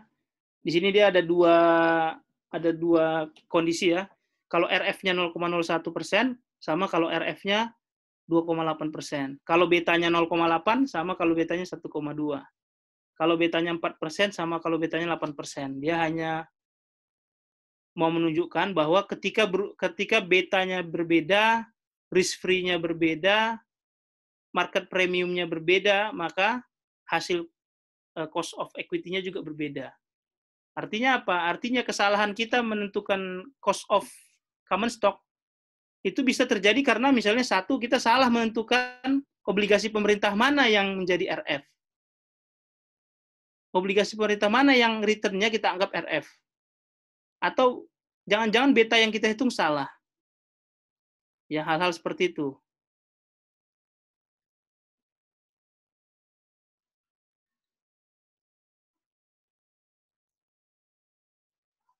Oke, berarti selesai yang itu sudah. Berarti kalau udah dapat itu semua, berarti kita sudah bisa ngitung WACC.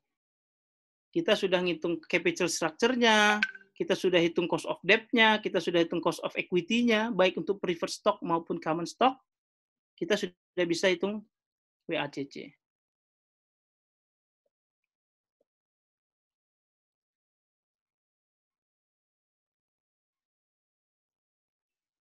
Pertanyaan berikutnya ya, ini pertanyaan saya ya.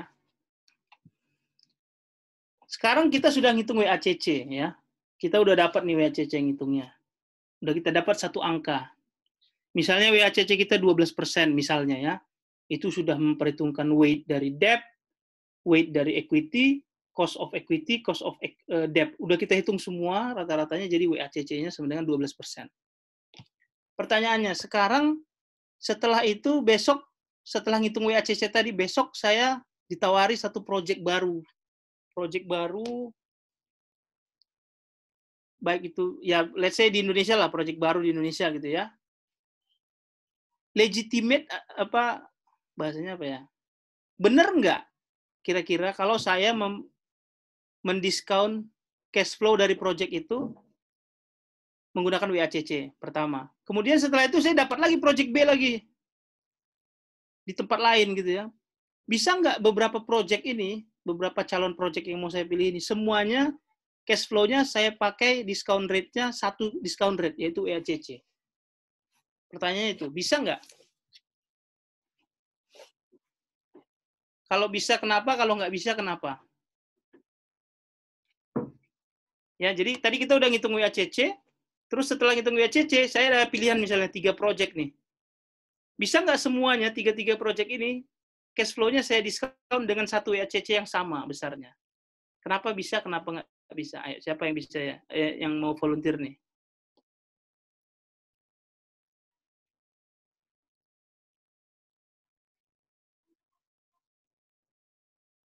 Ernest? Ada ide? Ada pendapat? Berat, Pak. Berat, Pak. Berat ya? Pas berarti. Siapa? Jaki? Izin mencoba, Pak, ya. Yap. Kalau menurut saya, kan kita sebagai yang membiayai, ya, Pak. Menurut saya sih bisa aja pakai WACC itu sebagai apa ya? Sebagai dasar kita buat ngambil atau enggak. Kalau misalnya rate of return yang diharapkan oleh investornya lebih tinggi daripada WACC kita, ya udah kita ambil aja seperti itu mungkin, Pak. Tapi bisa nggak kita untuk ketiga project itu menggunakan WACC yang sama? Satu WACC gitu. Bisa berarti ya, menurut Jaki berarti bisa ya? Bisa, Pak. Oke. Ada yang lain? Bagus itu sebenarnya, bagus alasannya itu ya. Minimal berarti ketiga project itu harus memberikan return sebesar WACC kan gitu. Kalau kita gunakan 3 project itu menggunakan WACC yang sama. Ada yang lain? Sekarang gini, WACC tadi kita hitung berdasarkan capital structure perusahaan itu sendiri. Menggunakan cost of debt perusahaan itu sendiri. Menggunakan cost of equity perusahaan itu sendiri. Artinya WACC ini sebenarnya internal rate of return dari perusahaan itu sendiri. Iya kan? Nggak menggunakan pihak luar ini. Nah sekarang kita mau mengambil project yang merupakan project luar ini kan. Kita nggak tahu project itu dalemannya gitu kira-kira ya. Ini bukan project yang existing yang sudah kita lakukan di perusahaan, tapi project baru. Sehingga sebenarnya apa? WACC yang tadi kita hitung itu berdasarkan kondisi perusahaan itu hanya menggambarkan risk di dalam internal perusahaan. Sementara project itu sendiri pasti punya risk dia, pasti punya unique risk. Sehingga sebenarnya in teori sebenarnya nggak bisa WACC itu langsung kita pakai untuk mendiskon cash flow dari satu project baru. Karena project itu sendiri dia punya risk yang harus diperhitungkan. Karena kan high risk high return, ya nggak bisa returnnya sama dengan kondisi seperti sekarang ini existing. Kalau dia misalnya di daerah Papua sana ya kan, yang logistiknya harus menggunakan helikopter dan lain-lain, mungkin dari biaya sudah tercapture dia di cash flow-nya.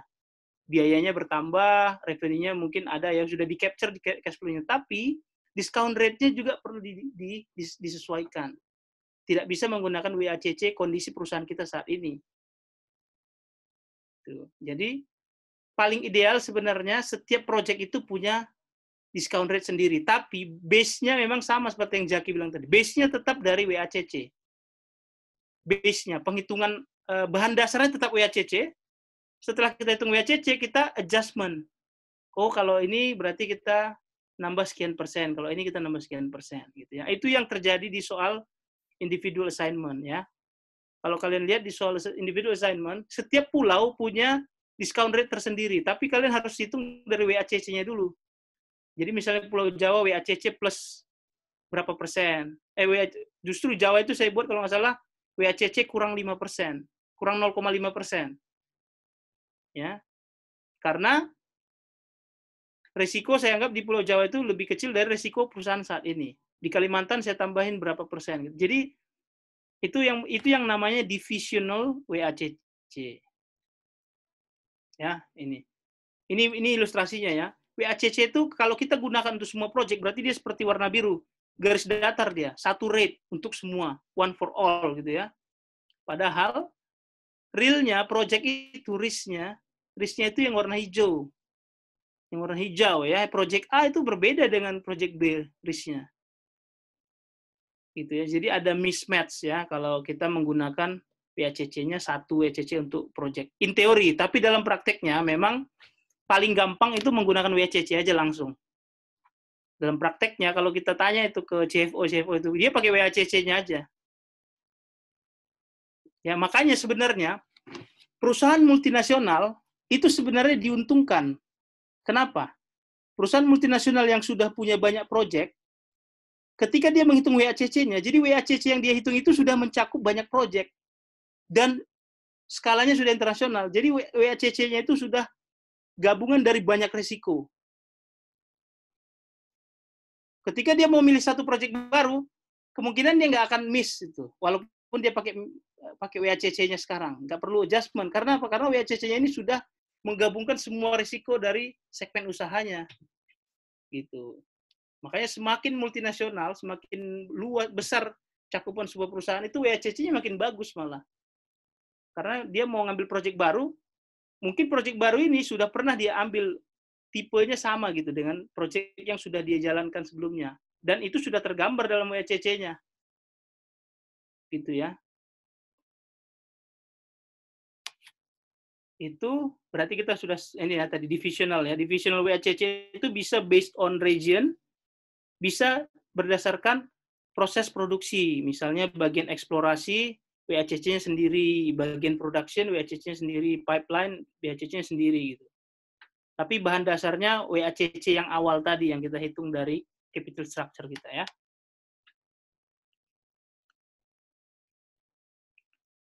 Ya, ini pure play ya. Pure play itu sama kayak peer sempurna ya, peer sempurna. Jadi dua perusahaan yang memang benar-benar comparable. Istilahnya pure play juga ya. Ini tinggal nanti dibaca ya. Kalau WACC itu advantage-nya apa, disadvantage-nya apa, divisional WACC, advantage-nya apa, disadvantage-nya apa. Ya. Nah, tinggal satu ini terakhir nih topik kita ya. Jadi ini tinggal paling 5 menit lagi ya. Atau 10 menit lah ya saya minta ya. Flotation cost ya. Flotation cost ini artinya biaya yang dikeluarkan ketika kita issuing bond atau issuing stock. Flotation cost istilahnya. Jadi kalau kita misalnya menerbitkan stok, itu ada flotation cost-nya. Semacam transaction cost lah, bisa dibilang admin. Biaya admin lah ya. Kalau bahasa sehari-harinya ya, biaya admin. Nah, sehingga kalau kita misalnya menerbitkan isu bond ya, atau isu saham, untuk tujuannya adalah untuk mendanai satu proyek. Maka flotation cost itu kita masukkan di mana? Atau gini, flotation cost itu terjadi di dalam timeline kita, itu terjadi di tahun berapa? Flotation cost. 0, 1, 2, 3, 4, atau tahun terakhir. di dalam menilai project? No. Tahun ke 0 ya, good ya. Jadi flotation cost itu nanti jadi menambah initial outlay. Ya, jadi itu harus diingat. Kalau di soal ada flotation cost, maka yang berubah cuma initial outlay, itu aja. Yang lainnya nggak ada berubah cash flow-nya ya. Jadi seperti ini contohnya ya. Nah ini nih, flotation cost adjusted initial outlay artinya bacanya berarti initial outlay yang telah disesuaikan dengan flotation cost. Ya, membacanya ini ya, flotation cost adjusted initial outlay. Itu sama dengan financing needed berapa dibagi 1 kurang flotation cost. Misalnya gini, misalnya saya butuh uang segar, dana segar 100.000 ya, atau ada soalnya. Nah ini nih, firm needs $100 million ya, jadi dia butuh $100 juta untuk membiayai proyek barunya. Tapi flotation cost-nya 5,5%. Jadi berapa sih sebenarnya yang harus dia galang, dana yang harus dia, berapa banyak sih sebenarnya instrumen keuangan atau saham lah misalnya nih ya, saham yang harus dia terbitkan, nilainya harus berapa sih? Biar bersihnya dia dapat 100. Kan ini intinya dia bersih pengen dapat 100. Tapi ada flotation cost 5,5%. Sorry ya. Berapa yang harus dia terbitkan sahamnya supaya setelah dipotong flotation cost tetap masih dia dapat 100%, 100 juta. Berarti 100 juta dibagi 1 kurang 5,5% ya. 1 juta bagi 100 juta dibagi 1 kurang 1,5%. Jadi 105,82. Jadi kalau dia mengisu saham 105,82 nilainya, 105,82-nya dikali 5,5%, 105,82 miliar juta dikali 5,5% itu hasilnya 5,82 juta. Sehingga netnya dia dapat 100 juta. Nah, 5,82 jutanya itu digabung ke initial outlay. Minus, berarti ya, dianggap sebagai tambahan cash outflow di tahun ke-0 untuk mendanai proyek ini. Itu ya. Jangan lupa kalau ada flotation cost, masukkan di initial outlay sebagai cash outflow tambahan di tahun ke-0. Ini contohnya ya. Dia bilang flotation cost untuk equity, new equity issued 15%, flotation cost untuk bond 3%. Ya. Sehingga tetap seperti tadi, menghitungnya juga harus mencari semacam seperti WACC tapi untuk flotation cost. Weighted average flotation cost namanya. Karena di dua-duanya ada kan? Di debt-nya ada, di equity-nya ada. Sehingga kalau dia mau betul-betul menerbitkan equity dan debt untuk kedua instrumen itu, untuk menggalang dana untuk proyek yang mau diambil, berarti menghitungnya seperti ini. Berapa weight debt-nya, tadi capital structure-nya tetap dipakai, seperti ngitung WACC, dikali flotation cost-nya debt,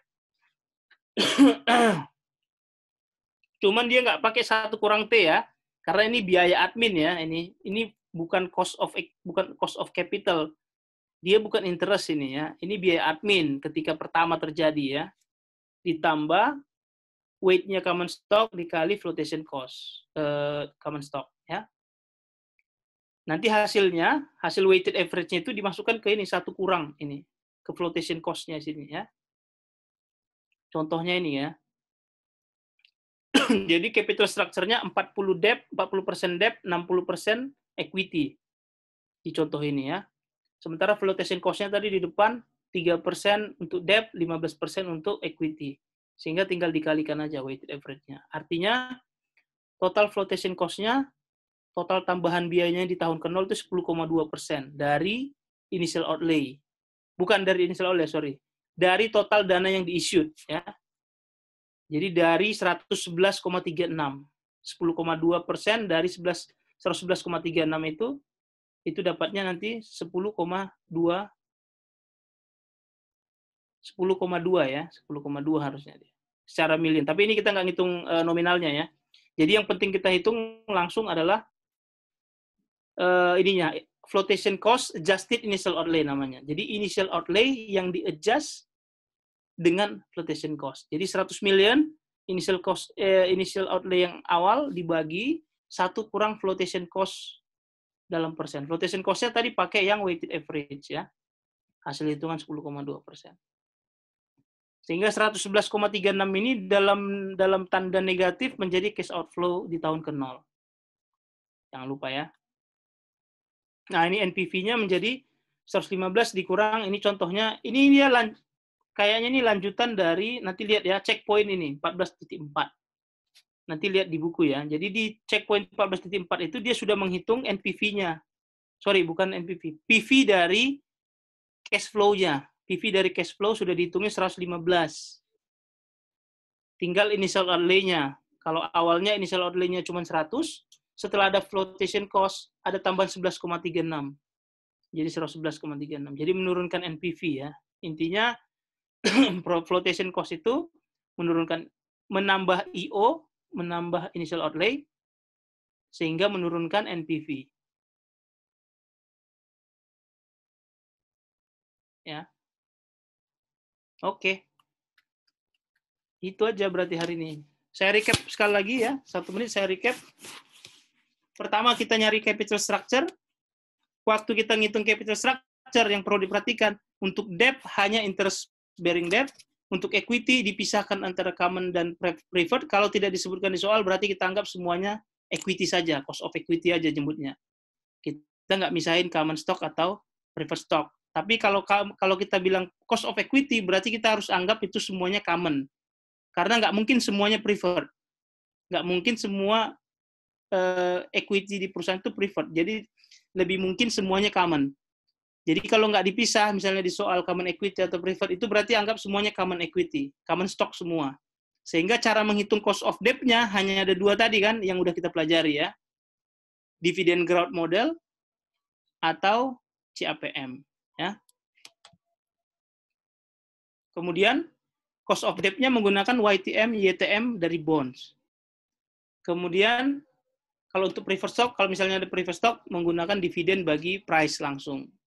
Kenapa tidak perlu D1 untuk preferred stock? Karena dividennya konstan. Kalau common stock, ingat dividennya harus D1, next dividend. Rumusnya D0, dividen yang terakhir dibayar, dikali 1 tambah growth. Ya. Setelah itu baru tinggal dicari WACC-nya semuanya. Ya, dapatlah WACC, itulah jadi discount rate. Tambahannya, ketika project itu ada flotation cost-nya, ketika mengissue bond atau equity ada flotation cost-nya, maka flotation cost-nya digabung ke initial outlay. Selanjutnya udah tinggal ngitung. Initial outlay-nya udah dapat, cash flow tahun ke-1 sampai tahun ke-berapanya sudah dapat, discount rate-nya sudah ada, tadi yang WACC sudah bisa dihitung ya project-nya. Ada pertanyaan?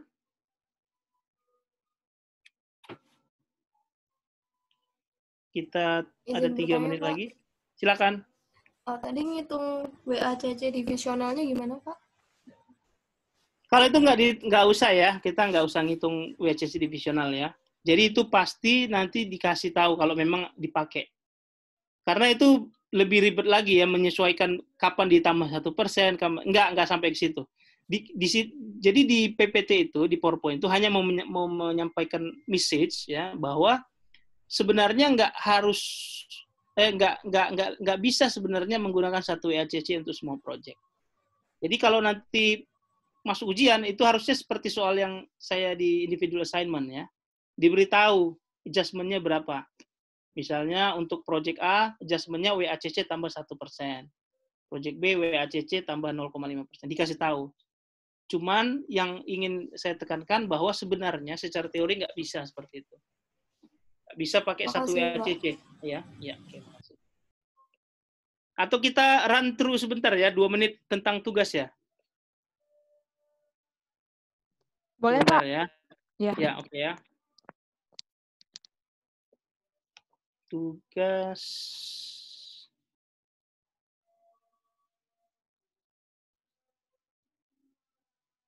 individu 422.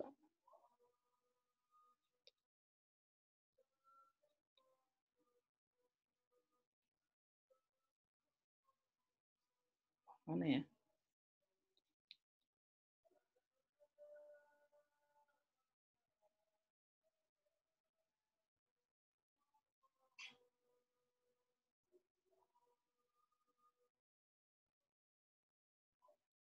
Ini ya.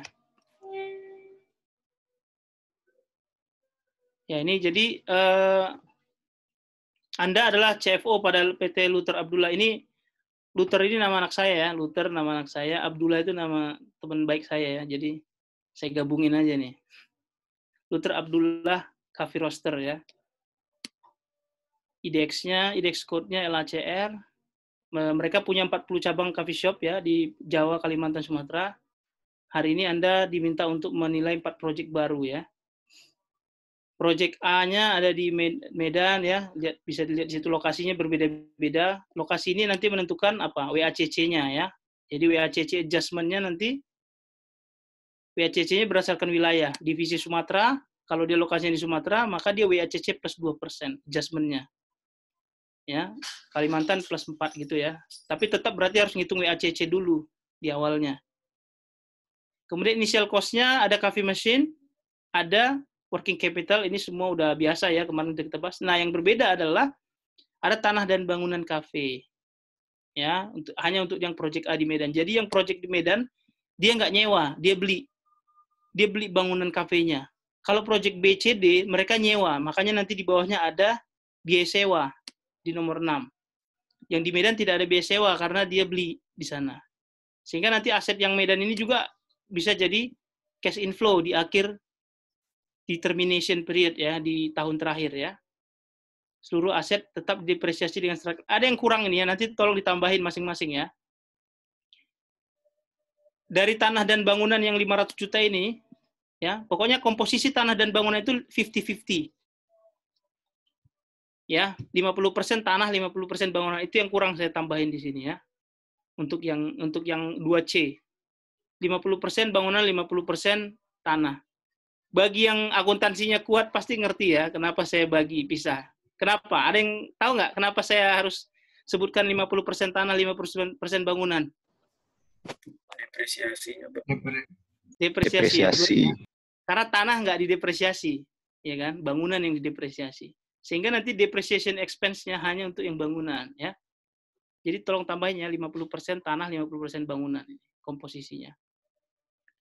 Kemudian durasi proyeknya 5 tahun, cost revenue-nya udah biasa ya, COGS 40%, biaya sewanya hanya ada di BCD, karena yang A dia beli, kemudian harga jual aset tetapnya di akhir periode, itu coffee machine dan tanah dan bangunan untuk yang di Medan. Nah, nanti harus di-compare ya dengan pengaturan di Undang-Undang PPH dan turunannya. Kalau kemarin, kalau kita menjual aset, yang kita kenakan pajak kan selisihnya ya. Selisih harga jual dengan nilai bukunya. Oke? Kalau cafe machine, kendaraan gitu kan. Tapi kalau bangunan apakah seperti itu? Ya nanti kalian sudah lebih tahu kan. Apakah bangunan, kalau kita jual bangunan, yang kita kenakan pajak itu dari selisih harga jual dengan nilai bukunya atau seperti apa? Ya. Oke, jadi nanti itu, tapi terlepas dari itu tetap PPH-nya itu cash outflow kan, tetap PPH mau dia dikenakan dari selisih, mau dia dikenakan seperti apapun bentuknya, tapi itu tetap cash outflow. Itu yang perlu diingat ya. PPH badannya sama, kemudian ini PBP2-nya ini pajak daerah, salah satu pajak daerah ya. Cara menghitungnya tarif kali NJOP dikurang NJOP TKP. Ya. Nah, PBPP2 itu lihat lagi nanti ya di pasal 6 ya, biaya. Pengaturan biaya di PPH pasal 6 ya. Di pasal 6 Undang-Undang PPH, pajak daerah itu bisa sebagai apa? Deductible expense. Ya, pajak daerah itu bisa mengurangi penghasilan kena pajak. Jadi nanti harusnya PBP2-nya bebannya itu tidak sama perlakuannya dengan PPH yang di tahun terakhir, enggak sama. PBP2-nya ini posisinya adalah sebelum menghitung income tax. Dan PBP2-nya ini dibayar tiap tahun ya. Ini pajak tahunan. Jadi nanti dipikirin masuknya dia di mana. Ya, baru ini tambahan-tambahan informasinya. Nah, ini yang tadi WACC-nya itu ya. Nah, ini untuk menjalankan proyek itu mereka mengissue 20 lembar bonds sama saham baru. Sehingga untuk menghitung WACC ya, untuk menghitung WACC proyek ini, untuk menilai proyek ini, Berarti capital structure-nya setelah ini ya, setelah 1 dan 2 ini ya, setelah penerbitan bonds dan saham. Jadi capital structure-nya bukan dari 400 dan 800, tapi setelah penerbitan bonds dan saham. Ya. Karena ini nanti yang dipakai untuk mendanai proyek itu. Jadi berubah. Oke. Kemudian WACC-nya ini adjusted plus tambahan nomor 6, terakhir ini nomor 6. Seandainya ini terlepas dari 1 sampai 5 ya, seandainya yang nomor 1 ini tidak terjadi. Dia tidak menerbitkan 20 lembar bonds. Justru yang mau dicari dia berapa banyak lembar bonds yang harus diterbitkan supaya debt ratio perusahaan menjadi 45%. Ya, ini pertanyaan di luar konteks 1 sampai 5. Jadi anggap yang nomor 1 tidak terjadi, 2, 3 tetap dipakai, nomor 1-nya tidak dipakai, diganti dengan informasi ini. Par value-nya 10 juta, kupon 10%, YTM-nya dikasih tahu, maturity date 5 tahun, berapa lembar bonds yang harus dijual supaya debt ratio-nya menjadi 45%. Ya, itu aja. Dan ini kesempatan nih sebenarnya untuk bagi yang kemarin masih kurang puas dengan hasil UTS-nya ya. Ini kesempatan sebenarnya karena dia 15%, hampir mirip seperti UTS nih. Kemarin UTS 20% ya. Waktunya 2 minggu ya, sampai Jumat 2 minggu, tanggal 14 Agustus.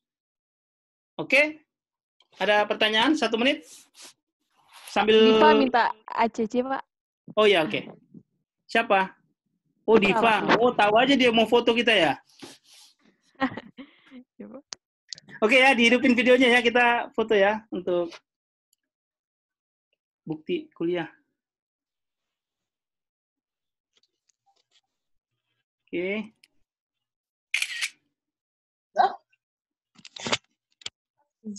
Wah, Jaki udah siap-siap aja nih ya. Oke, ada pertanyaan? 1 menit?